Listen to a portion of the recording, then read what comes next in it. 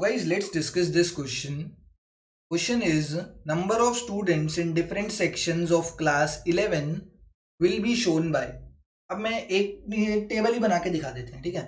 यहाँ पे लिखी मैंने, यहाँ पे लिख दिया मैंने सेक्शन की टेबल ही बना देते हैं, फिर तुम बताना कि ये सिंपल है या कॉम्प्लेक्स।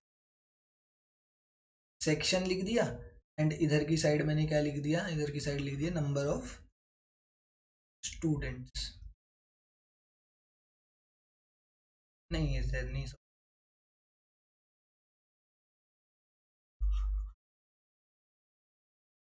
इधर लिखा सेक्शन ऑफ क्लास एंड इधर लिख दिया नंबर ऑफ स्टूडेंट्स, बात खत्म, बन गई टेबल। मतलब अभी लिखेंगे section A B C and D, छोटा सा स्कूल है, 4 सेक्शन है।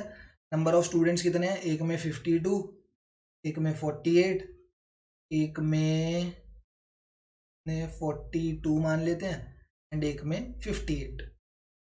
टेबल इज कंप्लीट, यही तो बोला है सिर्फ कि, और ये ऊपर लिख देते हैं, ये तो हमने वैसे टेबल बना दी। टेबल का टाइटल लिखना बहुत जरूरी है, तो टाइटल ऑफ द टेबल भी ऊपर लिख देते हैं हम। टाइटल लिखना बहुत जरूरी है, तो टाइटल ऑफ द टेबल लिख देते हैं हम, जो यहाँ पर दे रखा है, number of students in different sections of class 11th। Class 11th के डिफरेंट सेक्शंस में कितने स्टूडेंट्स हैं उसको हमने एक टेबल की फॉर्म में प्रेजेंट कर दिया। तो दिस टेबल इज व्हाट, यहाँ पर कितने वेरिएबल्स इन्वॉल्व हैं, तो सर यहाँ पर सिर्फ एक ही वेरिएबल इन्वॉल्व है, जो नंबर ऑफ स्टूडेंट्स है ना, this number of students is the frequency. Frequency is not a variable, please इसे ध्यान रखना।